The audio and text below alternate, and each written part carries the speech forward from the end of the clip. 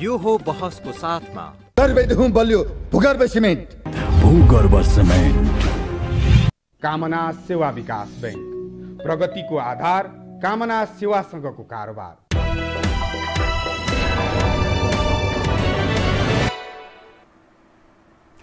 नमस्कार, यो हो बहसमा म यहाँहरूलाई हार्दिक स्वागत गर्दछु।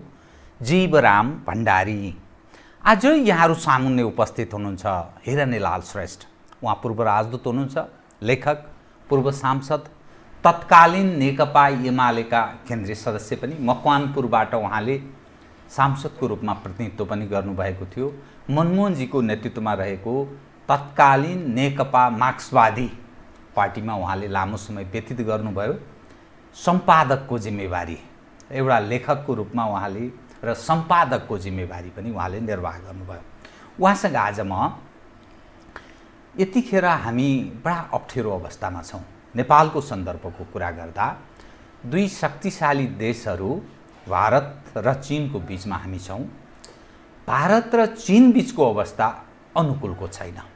नेपाल र भारत बीचको अवस्था पनि त्यति विश्वासयोग्य अवस्था, विश्वसनीय अवस्था बन्न सकेको छैन। नेपालको 372 वर्ग किलोमिटर भन्दा बढी क्षेत्र कालापानी, लिपुलेक, लिम्पियाधुरा क्षेत्र भारतीय अतिक्रमणको शिकार भएको छ। त्यहाँ भारतीय सेनाको बलियो ठुलो सङ्ख्यामा उपस्थिति छ। निर्माण कार्य पनि धमाधम भइरहेको छ। हिजो भारतीय रक्षा मन्त्री राजनाथ सिंहले त्यहाँको संसदलाई जानकारी गराउँदै भनेका छन्, चीनले आफ्नो सीमा क्षेत्रमा, भारत र चीनको सीमा क्षेत्रमा ठुलो सङ्ख्यामा सैन्य ताकत उपस्थित गराएको हुनाले हामीले पनि ठुलो सङ्ख्यामा सेना त्यतातर्फ पठाएका छौँ। उहाँले सदनलाई जानकारी गराएको कुरा मैले अवगत गराएँ आम दर्शकवृन्दलाई। यसको अर्थ त्यो लद्दाख, कालापानी, लिपुलेक र लिम्पियाधुराको नजिकको क्षेत्र अर्थात् नेपाल र भारत सीमा क्षेत्रमा पर्दैछ।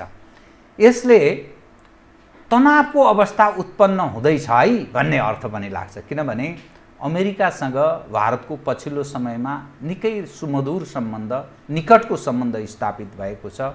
इन्डो पेसिफिक स्ट्राटेजी अन्तर्गत पनि उनीहरू सामेल छन्। यो समग्रमा हेर्दा हामी कसरी रहने, हाम्रो भूमिका के, हामी के गर्दैछौँ, हाम्रो राज्य संयन्त्र के गर्दैछ, यावत विषय उहाँसँग आज म अनुभवले पनि खारिएको हुनुहुन्छ। रुसका लागि पूर्व राजदूतको जिम्मेवारी पनि उहाँले निर्वाह गर्नुभएको छ। विश्लेषणात्मक र सूचनामूलक कुराकानी गर्नेछु। सर्वप्रथम म उहाँलाई स्वागत गर्छु। स्वागत छ। मैले अलिकति पृष्ठभूमि बताएको हुनाले म लामो विषय उठान गर्दिनँ। हामी अलि अप्ठ्यारोमा परेको जस्तो यो घटनाले देखा पर्छ। हाम्रो राजनीतिक जो तागत छ नेपालको, यो आफै विभाजित छ, क्रेडिबल छैन। यसले आफ्नो क्रेडिबिलिटी गुमाउँदै गएको छ।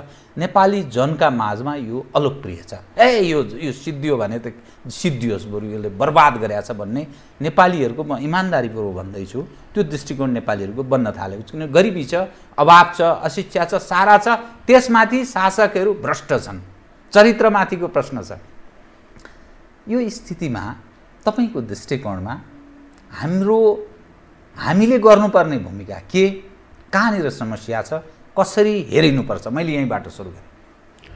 अब हामीले गर्नुपर्ने चाहिँ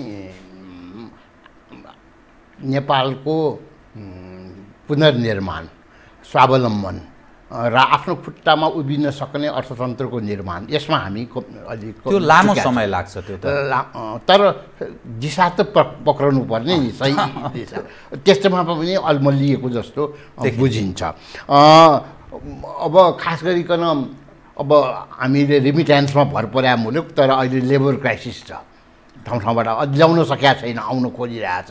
उनीहरूको रिमिट्यान्सले चाहिँ यहाँ चाहिँ अर्थतन्त्रलाई चलाउने, तर उनीहरू सङ्कट पर्या बेला ल्याउनलाई ढिलाइ गर्ने, आनाकानी गर्ने, सकेसम्म नल्याउन खोज्ने, यसरी लेबर डिप्लोमेसी फेलियर छ।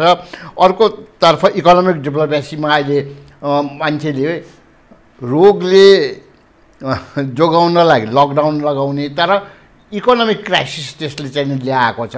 यसैले भोकले मऱ्यो भने के गर्ने, मरिरहेका छन्। यसैले तर सरकारको ध्यान छैन।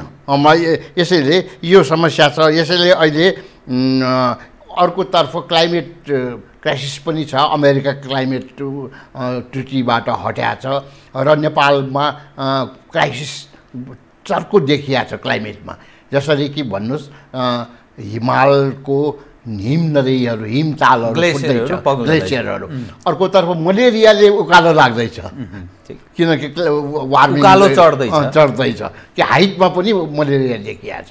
यसैले यो चाहिँ क्लाइमेटको पनि समस्या छ। मुख्य कुरा के छ भन्दाखेरि एकसाथ नक्सा निकालेको इन्डियाले नेपालको भूमि पनि आफ्नो देखाएर काश्मीर पाकिस्तानको भूमि पनि आफ्नो देखाएर चीनले कब्जा गरेको भनिया लडाखमाथिको अस्काई चीन त्यसमा पनि यो अक्साई चीन अमित शाहले के भन्यो भन्दाखेरि हामी अस्काई चीन पनि फर्काउँछौँ, हामी आजाद काश्मीर पाकिस्तानको अन्तर्गत रहेको त्यो पनि फर्काउँछौँ र नेपालमा पनि त्यही बेला चाहिँ नि आर्मीले नि बाटो खन्यो भन्दाखेरि नक्सा पनि त्यही बेला निकालेको भन्दाखेरि नेपाललाई त काश्मीर र पाकिस्तान यो चाइना सरह व्यवहार गरे हो नि नक्सा निकाले र त्यो ठाउँमा त उसले मिलिट्री बेस बनाएको यो खालि त्यो तीर्थयात्रीलाई जाने बाटो होइन।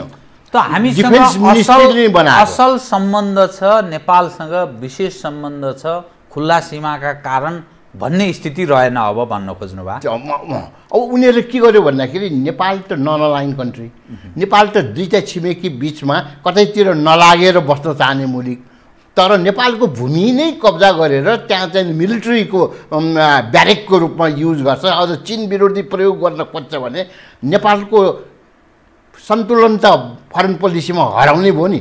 नेपाल नन अलाइन हुने भएन नि। र चाइना र चाहिँ अमेरिकाको नयाँ कोल्ड वार को वेब सुरु भएको छ। त्यसमा चाहिँ नि नेपाललाई तान्न खोज्ने, एमसिसी लान्न खोज्ने, यसले गर्दाखेरि र इन्डिया पनि त्यसमा सहयोगी छ। एमसिसीको प्रोजेक्टहरू इन्डियाको पनि सहमति दिनुपर्ने, नेपालभित्रको प्रोजेक्टमा भारतको सहमति चाहिने अमेरिकाले। त्यसको मतलब इन्डिया र चाइनाको विरुद्ध इन्डिया र अमेरिका मिलेर यहाँ खेल्न चाहन्छ।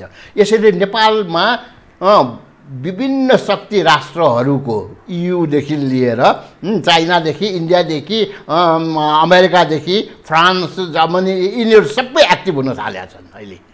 यो यसैले नेपाललाई ठिक छ मित्रता बढाउनु ठिक छ, या सहयोग जुटाउनको लागि कोसिस गर्नु ठिक छ, तर फुटबल ग्राउन्ड अर्कालाई बन्न दिनु नहुने यो सन्तुलन पनि हामीले राख्न नसकेको यो चुनौती पनि छ। र हुँदा इपिजी यो दुईटा देशका एक्सपर्टले बनाएको एक वर्षले त्यो बुझेर नलिएको अहिलेसम्म प्रधानमन्त्रीले भारतकोले, र नेपालले त्यो आफूले बुझेर लिएर सार्वजनिक गरिदिए हुन्थ्यो नि, त्यो आँट नगरिराखे। किन भन्दाखेरि त्यसमा एउटा चाहिँ 50 को ट्रिटीलाई एज इट इज नराखौँ, नयाँ ट्रिटीबाट चेन्ज गरौँ भन्ने छ। अर्को बोर्डरलाई अलि रेगुलेट गर्नुपर्छ भन्ने कुराहरू छ। त्यो कुरा इन्डियालाई नपच्या हुनाले त्यो नल्याओ। अर्थात् 50 को सन्धि आफ्नो हातमाथि पर्या हुनाले ऊ कायम राख्न चाहन्छ, नेपाल त्यसमा चेन्ज चाहन्छ। अर्थात् दुईटै उहरूले सीमालाई नियन्त्रित नबने पनि नियमित गर्न चाहन्छ, तर चाहिँ उनीहरू खुल्ला राख्न चाहन्छ, चाहिने बेला नेपाल पस्न सजिलो होस् भनेर। र हुँदा जनसङ्ख्या अतिक्रमणको लागि पनि खुल्ला सिमाना चाहिने रहेछ। र यो चाहिँ नि तराईवासीले यसपालि कोरोना बढेको देखेर महसुस गरे कि बोर्डर त सिल गर्नुपर्ने रहेछ, निश्चित ठाउँबाट बाहेक अरू ठाउँबाट बढ्नु त हुन्न भनेर। त्यसमाथि यो पानी परेको बेलामा डुबानमा पर्यो नेपालका धेरै भूभाग। नेचुरल्ली होइन, पारीतिर रिङ ड्याम बनाइदिया हुनाले चाहिँ नि आज डुबानमा परेको छ भने पानी अतिक्रमण छ, जनसङ्ख्या अतिक्रमण छ, सीमा अतिक्रमण छ, र चाहिँ यो विभिन्न खालका अतिक्रमणबाट नेपाल पीडित छ।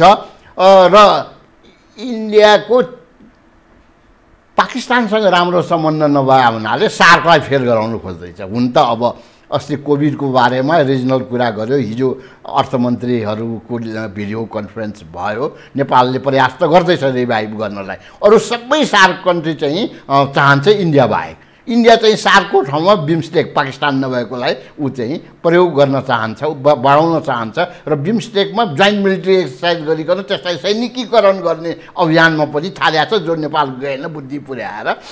भने अब सैनिक गठबन्धनमा अघोषित रूपमा जाने कि नेपाल छिमेकीहरूको बिचमा तटस्थ बस्ने, नेपालको भूमि अर्को छिमेकीका विरुद्ध प्रयोग गर्न दिने मिलिट्री बेसको रूपमा, उसको चाहिँ डिफेन्स मिनिस्ट्रीले नै बाटो बनाउने, डिफेन्स मन्त्रीले नै उद्घाटन गर्ने, डिफेन्सकै गाडी मात्र ओहोरदोहोर गर्ने, नेपालीलाई पनि आफ्नो भूमिमा जान नदिने परमिसन चाहिन्छ। यो सुरक्षा छाताको कुरा ढङ्गले त्यो ढङ्गले उसले व्यवहार सुरु गर्यो। यसैले नेपालको मतलब इन्डिया चाइनाको वार नहोस् हामी चाहन्छौँ।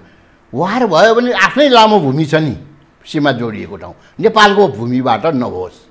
यसैले सम्भावना देख्नुहुन्छ चीन र भारत बीच वारमा जान सक्ने सम्भावना देखिन्छ? यो पछिल्लो घटना हेर्दाखेरि उसले पनि सेना बढाउँदैछ, उत्तर चीनले पनि यताबाट पनि बढाउँदैछ। भलै अब चीनसँग त्यो भिड्ने तागत भारतको छैन, तर फेरि अमेरिका अर्को ढङ्गले प्रवेश गर्दैछ भनिन्छ।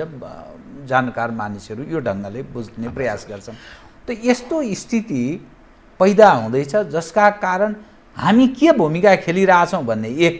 दोस्रो, चीन र भारत बीच साँच्चै युद्ध भयो, अमेरिकी ब्याकमा रहेर या फ्रन्टमै अमेरिका रहेर भने त्यस्तो अवस्थामा उत्पन्न हुने के स्थिति बन्छ? अब त्यसमा के पर्छ भन्दाखेरि हामी दुईटा छिमेकीले लडाइँमा नजाओस् भन्ने चाहन्छौँ। त्यो उनीहरू दुवैको हितमा पनि छैन, नेपालको हितमा त झनै छैन। र तर के छ भन्दाखेरि अमेरिका चाहन्छ इन्डियालाई उचालेर वारमा जोस्ने, मुखले चाहिँ फेरि मध्यस्थता गर्छु भन्छ। मध्यस्थता गर्छु भनेको अहिले चाहिँ चाइनासँगको इकोनोमिक इन्ट्रेस्ट पनि छोड्न सकेका छैन अमेरिकाले, किनकि सोयाबिन एक्सपोर्ट गर्नको लागि देखि लिएर अरू धेरै ट्रेड वार भएर पनि डिपेन्डेन्सी पनि इन्टरडिपेन्डेन्सी छ अमेरिका र यो चाइनाको बिचमा। अनि अमेरिका चाहिँ चीनको विरुद्ध भारतलाई उचाल्ने, रुसको पुटिन चाहिँ आफै बोलाइकन अर्थमन्त्री यो परराष्ट्र मन्त्री र डिफेन्स मिनिस्टरको बिचमा कुरा गराउने। ऊ एउटा मध्यस्थताको अलि अलग भूमिका अलि फरक। यसमा दुईचोटि नि चीनको के छ भन्दाखेरि आफ्नो सीमा र आफ्नो भूमि ऊ छोड्न चाहँदैन, तर चाहिँ लडाइँ पनि चाहँदैन। ऊ किन उसको इन्ट्रेस्ट भन्दाखेरि अमेरिकाले यो ठाउँमा नखेरोस् र यसरी चर्काउन इन्डियालाई चाहँदैन, घचेटेर ऊ अमेरिकन क्याम्पमा इन्डिया जाओस् भन्ने चाइना चाहँदैन। त्यसैले ऊ वार्ता पनि गर्छ, कृपया के वार्ता पनि गर्छ, तर आफ्नो मिलिट्री तयारी पनि गर्छ। किन भन्दाखेरि उसलाई के थाहा छ भन्दाखेरि यो भारतको हार्डलाइनर, यो भारतको फरेन पोलिसीमा अहिले दुईटा छ, एउटा पटेलवादी दृष्टिकोण, दोस्रो चाहिँ आरएसएस अतिवादी हिन्दू अतिवादी ग्रेटर इन्डिया ग्रेटर हिन्दू हुँदा त्यो बाटो बनाउने र कैलाश पुग्ने मात्र होइन, हिन्दूहरूको विशेष ठाउँ भएको हुनाले मेरो स्पेसल पोजिसन चाहिन्छ भनेर भोलि सेकेन्ड स्टेजमा दाबी गर्न सक्ने, त्यसैले त्यो ठाउँमा सेना बढाएको कारण चाइनाले त्यो हो। र उसले के भन्नु 3 महिनाभित्र अस्काई चीन र चाहिँ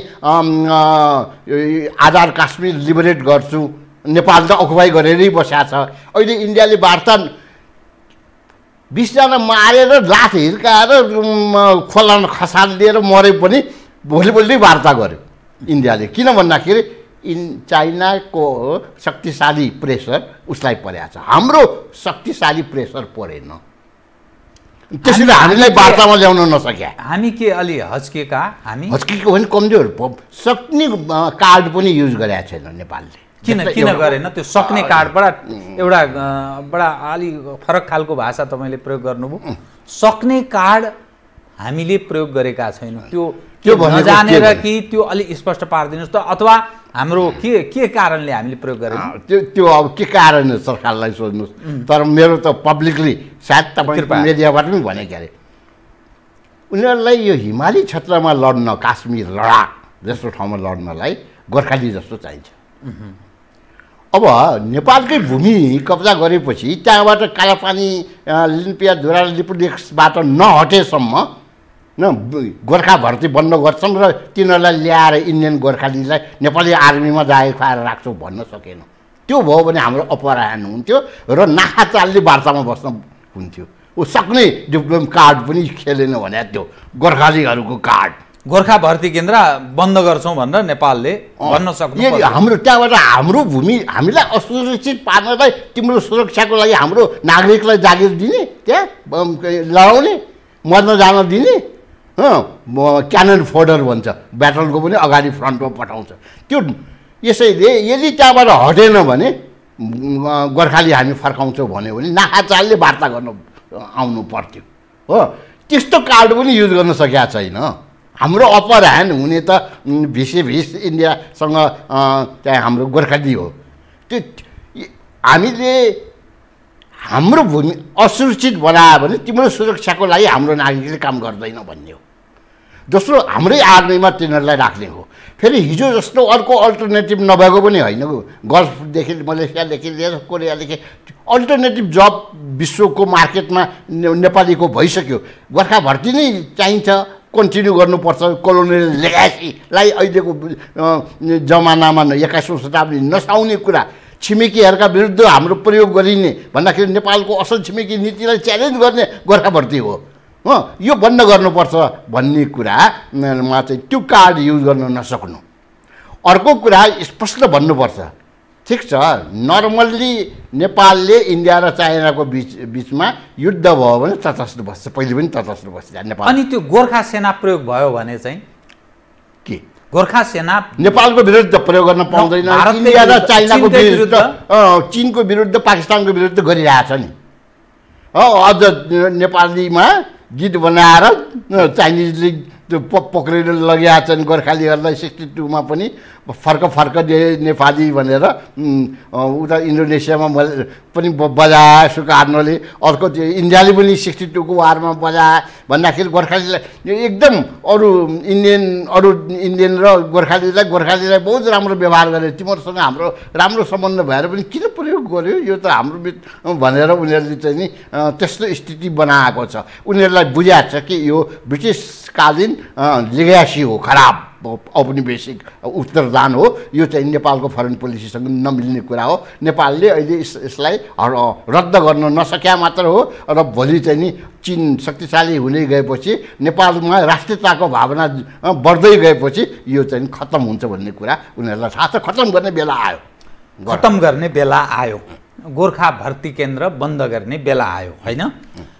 अहिले तत्कालको स्थिति हेर्दा कस्तो देखिन्छ हाम्रो चाहिँ अवस्था भने यहीँ भएका मानिस रोजगारी गुजाराको सङ्कटबाट गुज्रिरहेका छन्।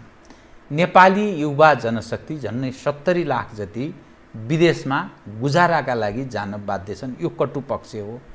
जो गोर्खा भर्ती अर्थात् गोर्खाली जो सेना गोर्खाज भन्छ नि, उनीहरूलाई जो रोजगारीको अवसर छ त्यो हामी कहाँ पाउने उच्च तहको सरकारी कर्मचारीको भन्दा धेरै माथिल्लो तहको सिपाही तहको मानिसको पनि स्यालेरी सुविधा अत्यन्त धेरै, त्योभन्दा 50% प्लस उनीहरूको त्यो सुविधा छ। एउटा सिपाही तहको मानिस त्यो ढङ्गले आर्जन गर्छन्। त्यसले अर्को कन्फ्लिक्ट सिर्जना गर्दैन। किनभने हाम्रो त शासक प्रशासक नै यस्तो खाले गोइबार भयो जसको दूरगामी दीर्घकालीन योजना पनि छैन, तातै खाउँ जल्दी मरौँको अवस्थामा छ। अनि कसरी यो चिज कार्यान्वयन गर्न सक्छ आश गर्ने कि? किनभने क्रेडिबिलिटी गुमेको छ। साराका सारा मानिसप्रति एक अर्कालाई अविश्वास गर्ने अवस्थामा हामी पदार्पण गरेका छौँ। सम्भव छ र भन्ने मेरो प्रश्न। सम्भव पहिले भन्न यस निम्ति छ कि अरू देशमा पनि हामीले लेबर गर्ने अपर्च्युनिटी पाएको छौँ। गल्फदेखि लिएर मलेसियादेखि लिएर कोरियादेखि लिएर। यसैले अब चाहिँ त्यो गोर्खा भर्ती बाहेक अरू जब अपर्च्युनिटी छैन भन्ने दिन गयो। अहिले ग्लोबल्ली वी आर एक्सपोज र चाहिँ इन्टरनेसनल लेबर मार्केटमा वी आर प्लेइङ गइरहेछौँ। यसैले त्यो पहिले जस्तो त्यो एक्युट हुँदैन, त्यो खारिज हुँदैमा फरक पार्दैन इकोनोमीमा खास ठुलो। दोस्रो कुरा के हो भन्दाखेरि शान्ति सेनामा जानेछ। यसैले उनीहरूलाई आएर नेपाली आर्मीमा दिएर जागिर खुवाएर राख्दा पनि हामी चाहिँ पिस किपिङमा पठाउन सक्छौँ र युएनले बढाउँदै पनि छ शान्ति सेनामा नेपालीहरूको कोटा। र यसैले फेरि सबभन्दा न्युट्रल अब यो यो चाहिँ अरब र इजरायलको द्वन्द्वमा गोर्खाली भएको ठाउँमा मात्र चाहिँ नि हेपेर चाहिँ पार गरेर जान सकेका छैन, छेकेर राख्ने। यसैले अब अन्तर्राष्ट्रिय प्रशंसा पाएको छ। यसैले नेपाल भाडाको सिपाही होइन, नेपाल शान्तिको सेना, विश्व शान्तिका लागि त्यो इमेज बिल्डअप गर्ने चान्स पनि आएको हुनाले पहिले जस्तो यो गोर्खा भर्ती जारी राख्नुपर्ने अवस्था छैन। यस सवाल उपर मैले यहीँ रोकेँ। अब तपाईँको ध्यान नै चीन र भारत बीच तनावको अवस्था, चीन र अमेरिका बीच अर्को तनावको अवस्था, चीन र रुस अलि निकट भएको अवस्था, फेरि रुस र भारत बीच दूरी नरहेको अवस्था, यो अलि विरोधाभास खालको छ। भारत र अमेरिका बीच धेरै निकट हुँदै गएको देखा पर्छ। यो सबै घटना हेर्दा एमसीसी फेरि यहाँ नेपालको सन्दर्भमा जोडिएर आउँछ। श्रीलङ्काले दुत्कार्यो एमसीसी हामी लिँदैनौँ, यो पैसा हामीलाई चाहिएन भनेर फर्काइदियो विभिन्न शर्तका कारण। अब हामी कहाँ मिलेनियम च्यालेन्ज कर्पोरेसन अन्तर्गतको अनुदान सहयोग लिने वा नलिने भन्ने सवालमा नेपाली जनमत विभाजित छ, विभाजनको अवस्थामा छ। यो एमसीसीसँग जोडिएको के विषय हो तपाईँको बुझाइमा? एमसीसीको सबभन्दा प्रोजेक्ट आकर्षक छ, ट्रान्समिसन लाइन दक्षिणतर्फ लाने अनि ठुलो चौडाइ सडक बनाउने। इमर्जेन्सी पऱ्यो भने त्यो सडकमै हेलिकप्टर र चाहिँ प्लेन ल्यान्ड गर्न सक्ने त्यस्तो फराकिलो सडक ठाउँ ठाउँमा बनाउँदैछ। स्ट्राटेजिक इम्पोर्टेन्स एमसीसी अन्तर्गत। अब तर त्यसका सर्टहरू खराब छ। नम्बर 1 सर्ट खराब। विवाद उठ्यो भने एमसीसीको सर्टहरूको बारेमा नेपालको संविधान, नेपालको कानुनभन्दा माथि अमेरिकी कानुन, त्यो सर्टहरू लागू हुने। त्यसले गर्दा त्यो अत्यन्त स्वाभिमान देशले मान्न नसक्ने कन्डिसन हो। नम्बर 1। नम्बर 2, नेपालभित्र बनाउने प्रोजेक्टमा भारतको सहमति चाहिने, अनुमति चाहिने। यो के भारतसँग जोड्ने हो। अर्थात् बिजुली चाइनालाई बेच्ने होइन, बिजुली दक्षिणतिर बेच, हामी ट्रान्समिसन लाइन बनाइदिन्छौँ, तिम्रो विकास दक्षिणमुखी हुनुपर्छ भनेर अमेरिका र इन्डियाले नेपालको पावर सेक्टरलाई आफ्नो चाहिँ नि मुठीमा राख्नुपर्ने। यो छ दोस्रो सर्ट। त्यो नहुने। तेस्रो सर्ट के छ भन्दाखेरि जहाँ जहाँ यो ट्रान्समिसन लाइन र चाहिँ स्टेसनहरू बनाउँछ त्यसको चाहिँ नि कपिराइट अमेरिकाकै हुने, त्यो एमसीसी अन्तर्गतको हुने। उसको इम्प्लोइजहरूको लागि नेपालको कानुन नलाग्ने एक्स्ट्रा चाहिँ नि प्रिभिलेजहरू पाउने देखि लिएर उसको सुरक्षामा आघात पर्यो भने कुनै बेला पनि अमेरिकाले त्यो सन्धि स्क्रैप गर्न सक्छ एकतर्फी भन्ने छ। नेपालले आद गर्दैन कि यो असमान क्लोज हटाऊ अनि हामी मान्छौँ, तर एज इट इज गर्दैनौँ भनेर झलनाथ खनालको बनेको टिमले भनेको छ। भन्दाखेरि पार्टीले सरकार हाँक्ने हो, सरकारले पार्टी हाँक्ने हो र? एमसीसीकै अर्थमन्त्री चाहिने, एमसीसीकै चाहिँ नभए पनि सल्लाहकार बनाएर राख्नुपर्ने, बजेट पार्टीको विरोध हुँदा हुँदा बजेटमा घुसारेर त्यही बेला पास गराउन खोज्ने मान्छेलाई पुरस्कृत गर्ने भन्दाखेरि अमेरिका कति शक्तिशाली छ, अप्रत्यक्ष कसरी चाहिँ नि खेल्न सक्छ, खेलाउन सक्छ भन्ने कुरा त अहिले यो इनिसियल स्टेजमै लागु देखिया छ। किनकि संसदको अनुमोदन नभइकन चाहिँ यो एक दुईवटा चाहिँ नि बाई एग्रिमेन्टहरू गइसक्यो भन्दाखेरि अब यसैको लागि पुरस्कृत गरेर राख्या हो। यहाँ त कतिपय चाहिँ ठुल्ठुला मन्त्री र सचिवहरू छन्, जागिर खुसिने बित्तिकै म अमेरिकामा गएर बस्ने, तिनीहरूलाई चाहिँ त्यहाँ चाहिँ आइएमएफको जागिर पनि दिलाइदिने र चाहिँ वर्ल्ड ब्याङ्कको पनि दिलाइदिने, यस्ता यस्ता गर्दाखेरि यो नेपालभित्र उसको प्रभावलाई चाहिँ विस्तार गर्ने माध्यमको रूपमा एमसिसी को क्लजहरू भएको हुनाले त्यसमा सुधार चेन्ज नगरिकन एज इट इज चाहिँ पास गर्नुहुन्न भन्ने झलनाथ खनालको उसको रिपोर्ट छ। पार्टीले सरकार चलाउने हो सरकारले पार्टी चलाउने होइन भने संशोधन भइसकेपछि मात्र पारित हुन्छ। संशोधन गर्न मानेन भने चाहिँ त्यो पारित हुँदैन, गर्नु हुँदैन। अमेरिकाले अरू बेला भएको हुँदैन होला। तपाईँलाई विश्वास लाग्छ जुन निर्देशन झलनाथ खनालको संयोजकत्वको टिमले दिएको छ त्यही अनुरूप हुन्छ, संशोधन नभएसम्म पास हुँदैन भन्ने तपाईँलाई विश्वास लाग्छ? यदि पास गर्यो भने सरकारले, किनभने ओलीजीको त कमिटमेन्ट छ, उहाँले सार्वजनिक रूपमा बोल्नु भएको छ, गत सदनबाट मैले पास गर्न सकिनँ अब फेरि म गराउँछु भनेर भन्नुभएको छ। त्यो पास गर्यो भने के हुन्छ? मलाई लाग्छ पास एज इट इज गर्दैन किनकि पार्टीलाई पुरै इग्नोर गर्दैन। अहिलेको नयाँ पार्टीभित्रको समझदारी र समीकरणले पनि गर्न गाह्रो छ व्यवस्था। अब संशोधन गर्ने तर जाली झेली संशोधन हुन्छ। एउटा जस्तै महाकाली सन्धिमा सङ्कल्पको प्रस्ताव पास गर्यो, धेरैलाई तटस्थ राख्यो, तर त्यो इन्डियाले त्यो सङ्कल्प प्रस्तावलाई मानेन। अहिले पनि आइपिएसको हामी पार्ट हुँदैनौँ, हामी सुरक्षा छातामा अमेरिकाको एक्सेप्ट गर्दैनौँ। यस्ता दुई चारवटा सङ्कल्पको प्रस्ताव पारित गराएर भोलि चाहिँ यो तिमीहरूको भित्रको कुरा हो, हामीले मान्न बाध्य छैन भनेर त्यस्तो जालझेल गराएर पास गराउनु पनि सक्ने स्थिति छ। यसैले महाकाली सन्धिको सङ्कल्प प्रस्तावको नजिरलाई हेरेर अहिलेसम्म चाहिँ त्यसलाई चाहिँ भारतले स्वीकार नगर्दा संसदबाट पास गरेको चाहिँ सङ्कल्प प्रस्ताव व्यवहारिसै भएर बसेको छ भने यस्तो गरिकन पनि पास गराउनुहुन्न।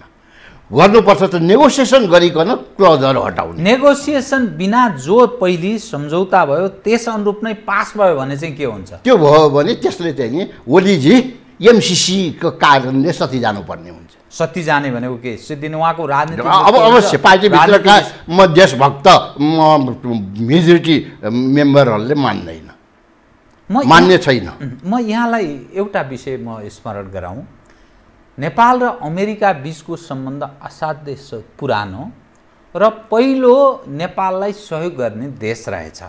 एमसिसीका पक्षपातीहरू के भन्छन् भने ए बाबा यो अनुदान सहयोग हो, ब्याज पनि तिर्नु पर्दैन, यो अमेरिकी जनताको विभिन्न कारणबाट प्राप्त भएको हामीले नेपालको लागि यो पैसा दिएको, अनि यो 5 वर्षमा सक्ने प्रोजेक्ट हो, हामी तत्पश्चात हाम्रो भूमिका नै हुँदैन, ह्यान्डओभर हामीले नेपाललाई गर्छौँ।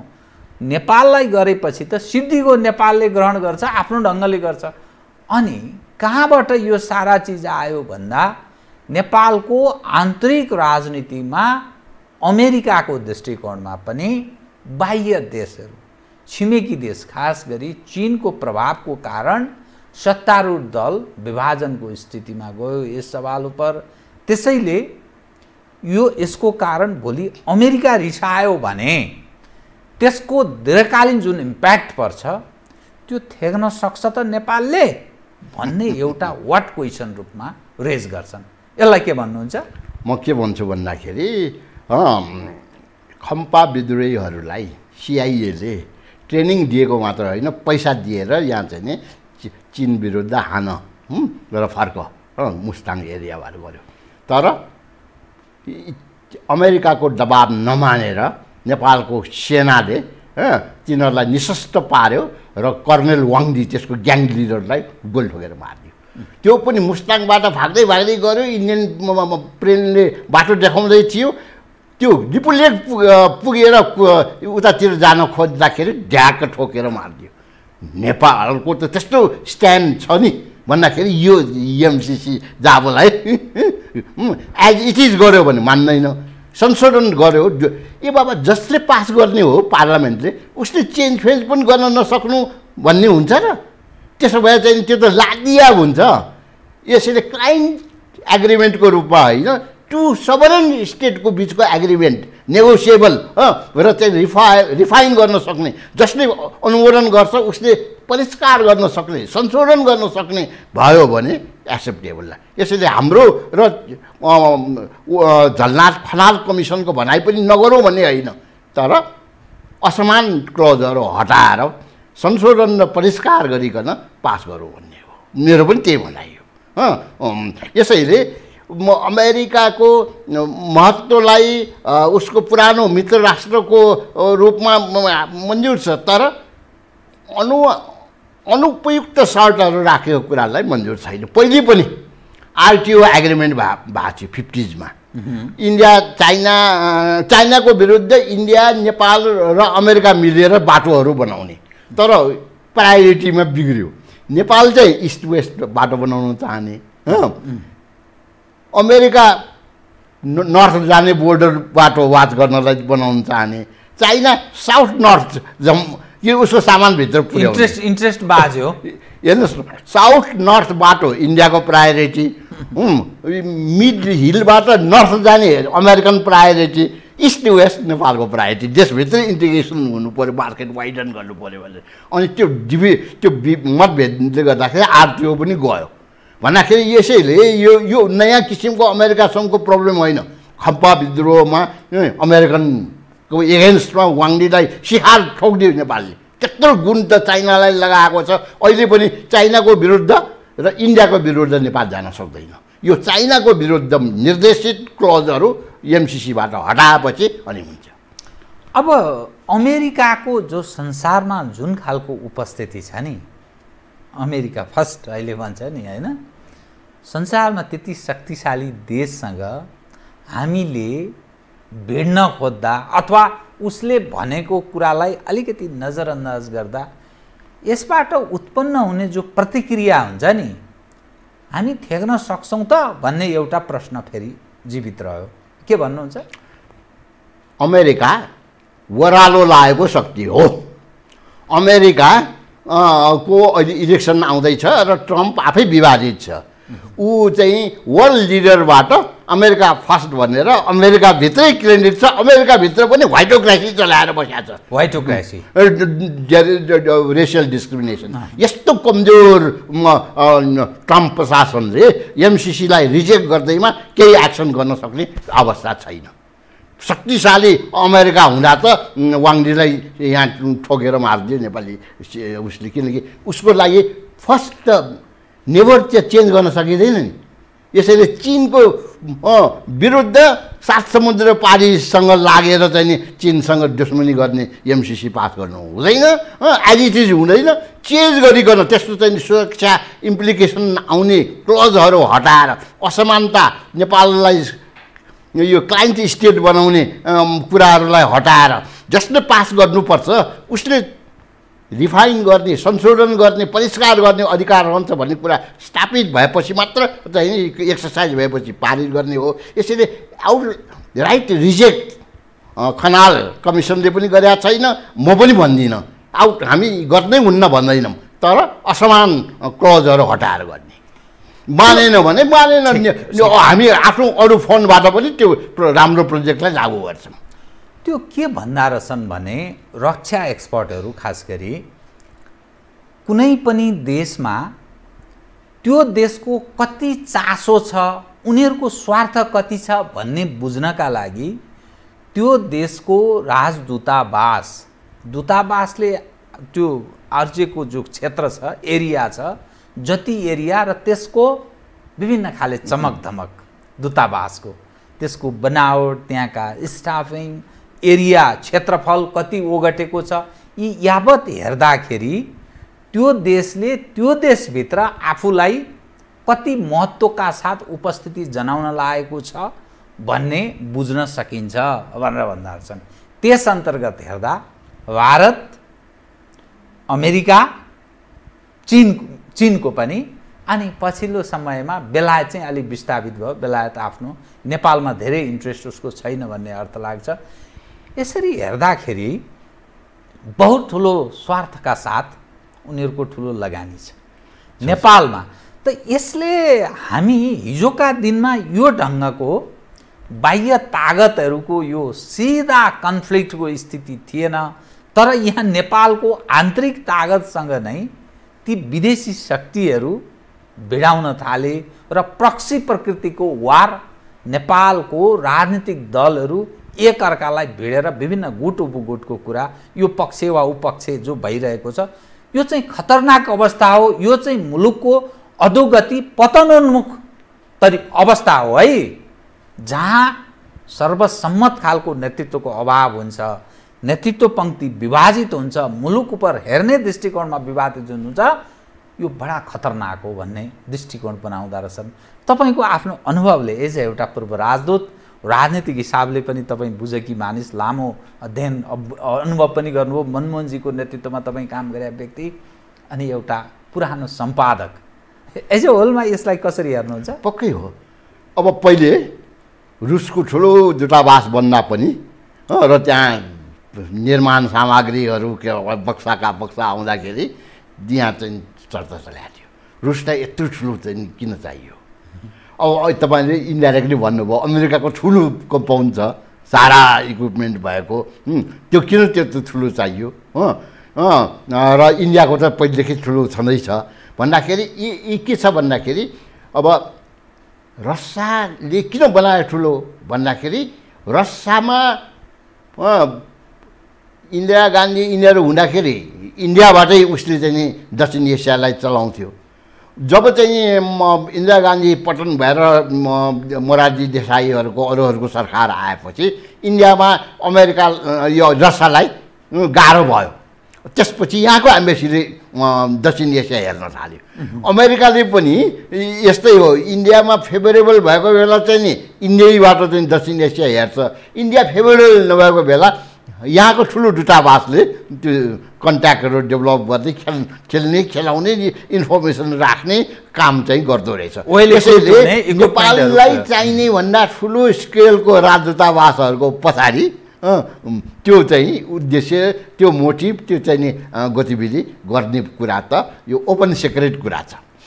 यसैले नेपालले के गर्नु पर्यो भन्दाखेरि ठिक छ, हामीलाई ल्यान्ड नेबर इन्डिया र चाइना भयो, sky neighbour EU, Japan, USA आदि देशहरू भयो भन्दाखेरि हामी दुवै नेबरहरू, दुवै स्तरका नेबरहरू, आकाशबाट जोडिएका नेबर, जमिनबाट जोडिएका नेबरहरूको महत्त्वलाई हामी नजरअन्दाज गर्दैनौँ, तर तिमीहरूको सुरक्षा छाता हामी ओढ्दैनौँ। किनकि नेपालमा छिमेकीका विरुद्ध हामीलाई जान मिल्दैन, सकिँदैन, तिमीहरूलाई तान्न नखोज, यो ठाउँलाई चाहिँ ब्याटल ग्राउन्ड बनाउनलाई हामी दिन चाहँदैनौँ भनेर भन्नुपर्छ। र यसैले जसको नेपाललाई चाहिने भन्दा ठुलो दूतावास छ त्यो गतिविधि नेपालले वाच गर्नुपर्छ र बहुत सतर्क हुनुपर्छ। तपाईँको प्रश्न आफै जवाब हो कि ध्यान दिनुपर्ने एरिया हेऱ्यौ, कत्रो कत्रो एम्बेसी बनाएर कति धेरै स्टाफ एक्सपर्टहरू, मिलिट्री यो कन्ट्याक्ट डेभलप गर्ने, यहाँको पार्टीहरूलाई खेलाउने युनिटहरू भएका छन्। यसबाट अब नेपाल यसैले pro Indian, pro Chinese, pro American हुने होइन। नेपालको राजनीति, नेपालको फरेन पोलिसी प्रो नेपाल हुनुपर्छ, अर्काको प्रो हुनु भनेको हुँदैन। मलाई प्रो चाइनिज भन्यो भने म I feel insult. Pro Nepali भएर सोचौँ त हामीले एउटा छिमेकीका विरुद्ध अर्कोलाई प्रयोग गर्ने पुरानो पञ्चायतकालीन छोड्यौँ। हामी सबैसँग राम्रो सम्बन्ध राख्ने, समनिकटता भन्छु म, समदूरी भन्न छोडेको छु मैले। समनिकटताको सेम चाहिँ पोलिसी लिनु पर्यो अनि नेबर फर्स्ट हुनु पर्यो। सात समुद्र पारीलाई पोसेर नेबरलाई हानि हुने काम एमसिसी जस्तो अथवा आइपिएस जस्तोमा लाग्नु। समदूरी नभन्ने समनिकटता, समनिकटता त्यो छिमेकीसँग मात्रै अथवा एकदम टाढाका सहयोगी देशहरूसँग पनि त्यही कि अलिक वर्ल्ड पावरहरूमा हामी ननलाइन भएकै किन भन्दाखेरि हामी एगेन्स्टमा जाने होइन। हामी राम्रो सम्बन्ध राख्ने तर सैनिक गठबन्धन होइन, सुरक्षा गठबन्धन होइन, सुरक्षा छाता होइन, त्यसमा नहुने। अनि यसैमा यो इकोनोमिक डाइभर्सिटी गर्ने, अहिले पछिल्लो एक खाले छलफल बहसको विषय बन्न थालेको छ संलग्न र असंलग्नको कुरा गर्दा यदि मुलुक विकास गर्ने हो भने कतै न कतै एलाइन नभइकन अब विकास सम्भव छैन है। तिमी आफ्नो स्रोतबाट केही गर्न सक्दैनौ। तिमीले गर्ने चाहिँ राजनीति हो, सोझा जनतालाई झुक्याउने, बेइमानी गर्ने, सत्तामा आउने, प्रलोभन दिने अनि फेरि निरन्तर जितिरहने। त्यसैले मुलुकको विकास गर्नलाई यस्तो देशले चाहिँ अर्को देशबाट सहयोग लिनै पर्छ, उपाय छैन। रोजगारीदेखि लिएर आर्थिक सहयोग सबै खाले सहयोग लिनुपर्छ। त्यसैले असंलग्नको माध्यमबाट अब विकास सम्भव छैन। त्यसैले कुनै न कुनै ढङ्गले संलग्न हुनुपर्छ भन्ने दृष्टिकोण पनि मानिस राख्दा रहेछन्। यसलाई के भन्नुहुन्छ? त्यो गलत दृष्टिकोण हो। नेपालको भू राजनीतिक यथार्थतासँग त्यो मेल खाँदैन। र सबभन्दा मुख्य कुरो के हो भन्दाखेरि नेपाल एउटाको पोल्टोमा गए भए भुटान जस्तो हुन्थ्यो। हामी दुवै छिमेकीसँग निकट सम्बन्ध राखेका हुनाले अब काठमाडौँमा उत्तरको पनि ट्रेन आउँदैछ, दक्षिणको पनि ट्रेन आउँदैछ र उत्तर र दक्षिणलाई जोड्ने ठाउँ यो हुन्छ। 21औं शताब्दी एसियाको शताब्दी बनाउँदा त्यो जोड्ने कडी नेपाल हुन्छ र नेपालमा इन्टरनेसनल इन्भेस्टमेन्ट आउँछ। किन भन्दाखेरि नेपालमा इन्भेस्ट गर्यो भने नेपालको सानो बजार मात्र होइन, इन्डियामा पनि चाइनाको बजारमा पनि एक्सेसिबिलिटी हुने भयो यो कनेक्टिभिटीले गर्दाखेरि म भनेर ग्लोबल इन्भेस्टमेन्टको प्रस्पेक्ट बढ्या छ। यसैले एउटाको पोल्टामा गए भए तपाईँले भने अघि प्रश्न जस्तो एउटसँग लाग्या भए नेपालमा कम्पिटिसन भन्ने पनि हुँदैन थियो, डाइभर्स सोर्सबाट रिसोर्स आउने कुरा पनि हुँदैन थियो, अल्टरनेटिभ मार्केट पनि हुँदैन थियो। हामीले इन्डियाले ब्लकेट गर्ने बित्तिकै चाहिँ ओलीजी पहिलोपल्ट प्राइम मिनिस्टर हुँदाखेरि गएर ट्रान्जिट र ट्रान्सपोर्ट एग्रिमेन्ट चाइनासँग गर्यो र त्यो बेला अनि मलाई सिचुवान युनिभर्सिटीले बोलाएको थियो र त्यहाँको नर्थ वेस्ट युनिभर्सिटीले, अनि त्यहाँ इन्डियन पनि थियो, पाकिस्तानी, बङ्गलादेशी सबै थिए। त्यो सेमिनारमा मैले भनेको थिएँ यो ओलीजीले ट्रान्जिट र ट्रान्सपोर्ट एग्रिमेन्ट गरेर नेपाल ल्यान्डलक नेपाललाई ल्यान्डलिक नेपाल बनायो। त्यसको पहिलो श्रेय मोदीलाई जान्छ। किनभने मोदीलाई किन भन्दाखेरि 21औं शताब्दी नसाउन्डो ब्लकेट डिप्लोमेसी, कोर्सिभ डिप्लोमेसी नगरे भए यो यति छिटो चाइनासँग हाम्रो ट्रान्जिट ट्रान्सपोर्ट एग्रिमेन्ट हुँदैन। यसैले first credit goes to Modi's coercive diplomacy which is चाहिँ उसको लागि अनप्रोडक्टिभ भयो भनेर मैले भने सब हाँस्यो। बिचरा इन्डियनहरूलाई अप्ठ्यारो परेर उसले पनि विरोध गरेन, सुनि बसे। अलिकति यहाँलाई अलिक प्रतिकूल प्रश्न एउटा म उठान गर्छु। नेपालमा राष्ट्रवाद, भाङरूपी राष्ट्रवादले त्यो पिलाउने काम भएको छ, जसका कारण हाम्रो यो हकीकत छ। कतिपय मानिसहरू चेलीबेटीको बेचबिखन गर्छन्। त्यो इन्डियाको धेरै ठुला सहरहरूमा नेपाली चेलीहरूको त्यो कारुणिक अवस्था छ। हाम्रो ठुलो जनसङ्ख्या भारत, गल्फ कन्ट्री, युरोप र अमेरिकामा गुजारा गरेर बस्छन्। धेरै राम्रो अवस्था बहुत कम मान्छेको मात्रै छ। यस्तो स्थिति छ जनताको चाहिँ। अनि इभन श्रीलङ्का, भुटान, अरू देशहरूको पनि आर्थिक उत्थान, मालदिभ्स कति माथि प्रवेश गरिसके। इभन बङ्गलादेश अहिले कति राम्रो राइज गरिसक्यो। हामी कहाँ चाहिँ राष्ट्रवाद, जनवाद, फ्रिडम यावत यो भाङरूपी नाराले नेपाली जनता चाहिँ साह्रै दुखी भए, कुनै स्थिति रहेन भन्ने दृष्टिकोण पनि राख्छ। यसबारे के भन्नुहुन्छ? यो तपाईँको प्रश्न आजकल उठ्छ भन्ने कुरा थाहा पाएरै मैले आफूलाई नेसनलिस्ट भन्दा पनि पेट्रियोटिक भन्न रुचाउँछु। पेट्रियोटिक, देशभक्त। मुख्यत प्रो नेपाल हुनु पर्यो, देशभक्त हुनु पर्यो, नेपालको इन्ट्रेस्ट फर्स्ट भन्नु पर्यो। यसैले यो पुरानो राष्ट्रवाद बदनाम भएको छ पञ्चायतकालीन, त्यसको यसैले हामीले त्यो राष्ट्रवाद भन्दा पनि देशभक्तिपूर्ण भावना चाहियो। देशको इन्ट्रेस्ट फर्स्ट, अर्काको इन्ट्रेस्टमा बग्ने होइन, अर्काको चाहिँ डिप्लोमेसीको टुल्स बन्ने होइन, एक्सटेन्डेड डिप्लोमेसीको। र नेपालको आन्तरिक राजनीतिमा कुनै हालतमा अर्कालाई खेल्न दिनुहुन्न। पार्टीहरूभित्र यो विदेशी लब्बीहरूलाई समाप्त गराउनुपर्छ र प्रत्येक यो पार्टीका सदस्यहरू पेट्रियोटिक हुनुपर्छ। यो patriotism is the first condition. यो चाहिँ आफू मेम्बर हुनलाई पनि त्यो राख्नुपर्छ एउटा। त्यो दोस्रो एन्टी करप्सन, नो टलरेन्स। किनकि पैसामा बिक्ने हो भने त जसले पैसा दियो त्यसले चाहिँ त्यसको लबी हुन्छ गभर्मेन्ट मेसिनरीभित्र, मन्त्रीहरूभित्र समेत। जुलिया चाङका ज्वाइँहरूको बनाएर चाहिँ खेलाउने प्र्याक्टिसहरू हुन थाल्छ। यसैले यस्तो चाहिँ कसैलाई खेल्न दिनु हुँदैन, चाहे चाइना होस्, चाहे इन्डिया होस्, चाहे अमेरिका होस्, चाहे EU होस्। नेपालले यो सबभन्दा चाहिँ कसैले त्यो प्रोफाइल राख्नुपर्छ। सेक्सन अफिसरभन्दा माथि जानलाई छोराछोरीलाई फ्री स्कलरसिपमा एम्बेसीको स्कलरसिपमा पढाएको चाहिँ छ कि छैन, अर्काको डबल तलब खान्छ त्यसलाई प्रमोसन नदिने, देशभक्ति भए मात्र प्रमोसन पाइने, करप्सन नगर्ने भयो भने मात्र प्रमोसन पाइने, नभए किकआउट गर्ने, त्यस्तो चाहिँ सिस्टम डेभलप गर्नु। त्यो त रिसर्च गर्ने हो भने दूतावासको कोटाबाट सरकारवाला देशहरू, खास गरी भारत, चीन, अमेरिका जस्ता देशहरूमा नेपालका नेता र प्रशासकहरूका शाखा सन्तान त पत्रकारका पनि तिनका हेर्ने हो भने त कति त्यो हामीका त्यसरी हामीलाई कमजोर बनाएको त्यसले पनि हो।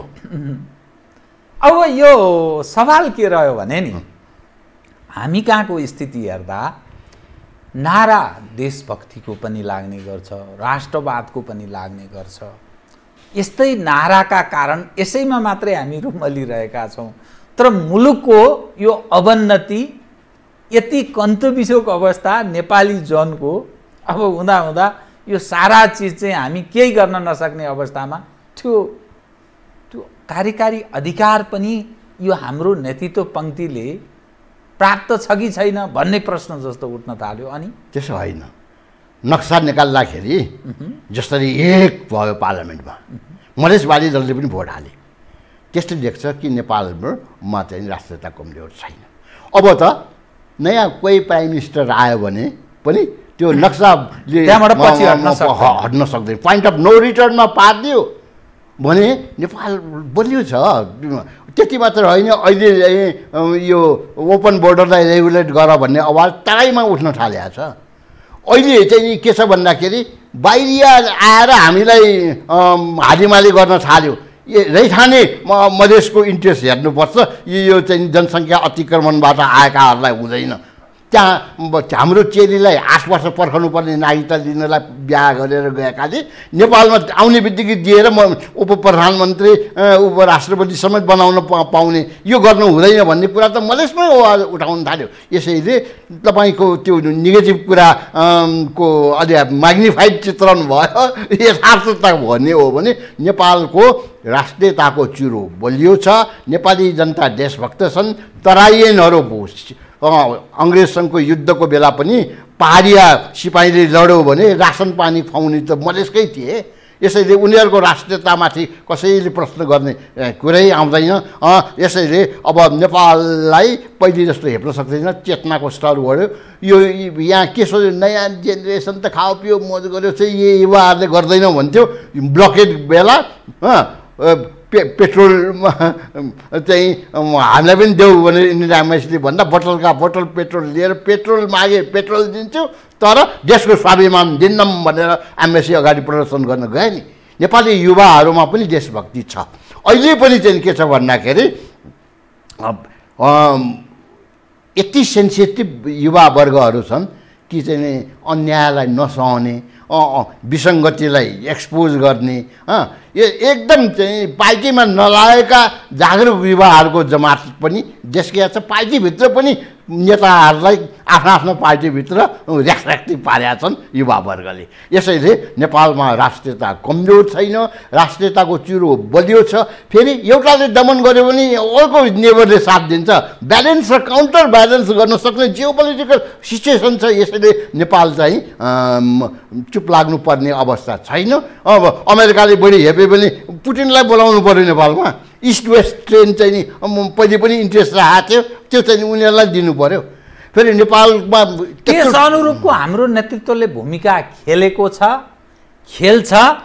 त्यो सामर्थ्य हाम्रो परराष्ट्र, हाम्रो प्रधानमन्त्री कार्यालय, त्यसरी हाम्रो मन्त्री परिषद त्यो सामर्थ्य राख्छ। त्यो हुती ह्याउ छ, तपाईँलाई त्यस्तो लाग्छ?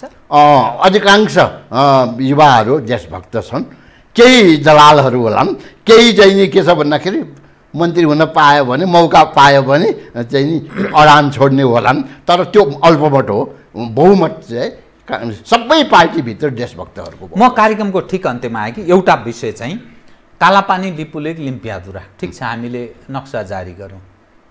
अब के गर्ने? नक्सा जारी गरेर त्यो हाम्रो भयो कि के भयो? त्यो नक्साले के गर्यो भन्दाखेरि त्यो हाम्रो भन्ने स्थापित भयो। उसले पनि जारी गरेछ, उसको भारतले पनि नक्सा जारी गरेछ। उसले किन वार्तामा नबस्या? प्रमाण नभएर यो उसले आफूले बनाएको नक्साले मात्र हुन्छ र? सुगोली सन्धि हाम्रो प्रमाण हो, लालपूर्जा हो। हामीले के गर्ने अब? त्यो लालपूर्जा मात्रै बोकेर बस्ने कि अथवा के उपाय के छ त? हामीले भोग चलन यो चाहिँ हामीले भोग चलनको लागि जानुपर्छ। किन चाहिँ लिपुलेकतिर चाइनिज फौज बढ्यो भन्यो? नेपालले खेलाउन जानु पर्यो नि। अब त्यो नक्सा निकालेपछि लिपुलेक होइन, लिम्पियाधुरासम्म इन्डिया चाइना नेपालको ट्राई जक्सन त्यहाँ भयो भनेर द्विपक्षीय मात्र होइन, त्रिपक्षीय वार्ताको प्रस्ताव राखेर डिप्लोमेटिकल्ली हामीले चाहिँ उत्तरको सहयोग लिन सक्ने वातावरण बनाउनुपर्छ। डोकलाममा विवाद चल्दा, इन्डिया र चाइनाको घचमघचा पर्दा चाइनाको फरेन मिनिस्ट्रीको प्रवक्ताले भनेको कुरा प्रेस कन्फरेन्समा मलाई याद छ। इन्डियन फौज डोकलाममा आइस भुटानसँगको हाम्रो सिमानामा, नेपालको कालापानीमा हाम्रो सेना गएर तिम्रो विरुद्ध बस्यो भने के हुन्छ भन्ने त्यो चीनका भनिएको छ भने हामीले यसैले यहाँ ट्राइलेटरल वार्ताको प्रस्ताव गर्नुपर्छ त्रिपक्षीय, जसले गर्दाखेरि यो 62 को चाइना र इन्डियाको वारमा त बहादुरीका साथ पछि हट गयो भने इन्डियन फर्कनु पर्यो भने 62 भन्दा धेरै बलियो भइसक्यो चाइना। त अमेरिकालाई च्यालेन्ज गर्ने कालापानी लिपुलेक लिम्पियाधुराको सन्दर्भमा अब त्रिपक्षीय वार्ता गर्नुपर्छ। केही समय हेर्दा पनि भारतले त्यति महत्त्व दिएन भने चीनको प्रवेश हामीले चीनको सहयोग लिनुपर्छ नेपालले, हैन? अवश्य अवश्य, किनकि त्रिदेशीय बिन्दु छ भयो नि लिम्पियाधुरा भने, त्यसैले चाइना अलग हुन सक्दैन। हस्, तपाईसँग म अरू विषय पनि उठान गर्न चाहन्थे, समयले यतिसम्म साथ दियो। धन्यवाद र विचार राख्ने अवसर दिने भयो। आदरणीय दर्शकवृन्द, उहाँ हुनुहुन्थ्यो हिरण्यलाल श्रेष्ठ, पूर्व राजदूत, लेखक, समसामयिक कतिपय आन्तरिक राजनीति र परराष्ट्र मामिलामा समेत केन्द्रित रहेर गरिएको कुराकानी। यो हो टेलिभिजन, हेर्दै रहनुहोला। नमस्कार।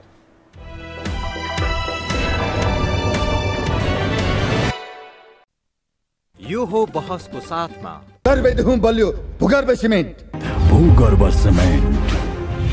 कामना सेवा विकास बैंक, प्रगतिको आधार, कामना सेवासँगको कारोबार।